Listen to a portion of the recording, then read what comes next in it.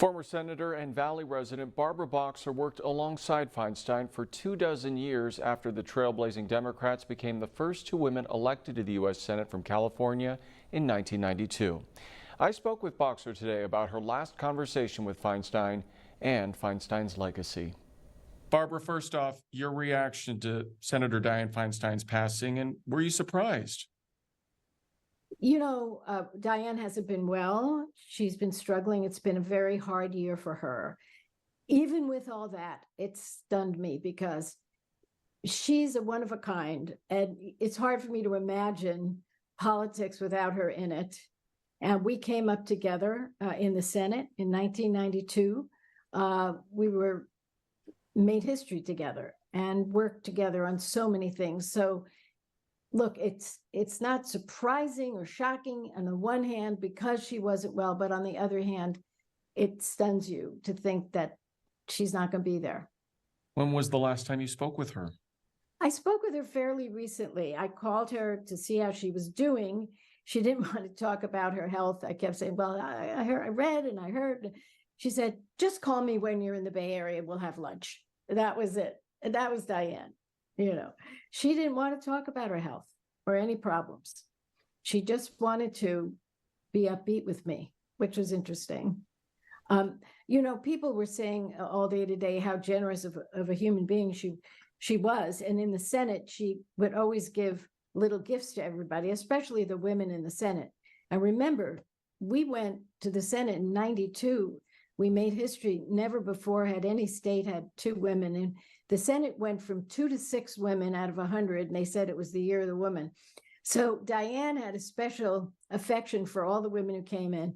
And she always would get us things. She would look us over, and if she didn't like your earrings, she'd get you some earrings. And if she didn't like your pearls, she'd get you pearls.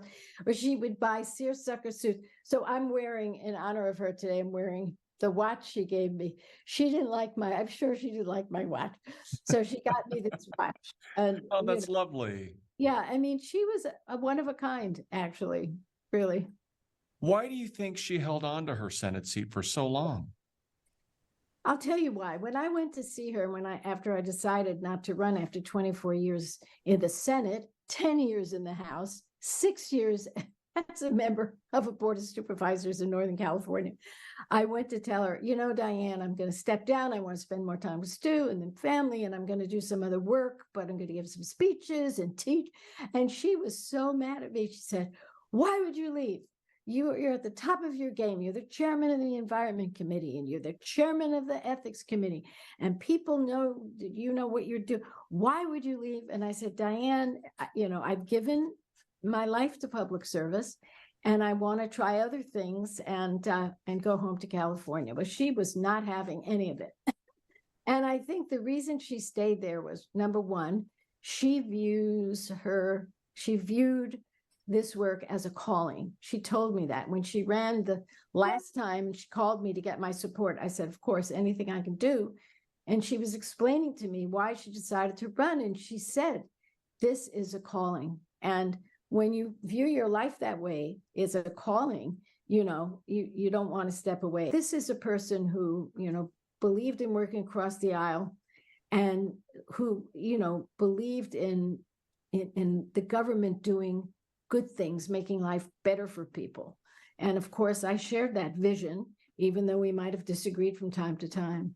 All right, Barbara, we appreciate your time. Thanks so much for sharing your thoughts on Senator Feinstein. Of course, Peter. Bye. Local politicians are sharing their condolences for the late Senator Dianne Feinstein. Congressman Dr. Raul Ruiz released a statement relating in part, she will be remembered as a champion for women's rights, gun violence prevention, and LGBTQ+ rights. Congressman Ken Calvert calling Feinstein a titan, saying in part, the legacy and impact she leaves behind as one of the most effective politicians in the history of our state will continue to be felt long after her passing.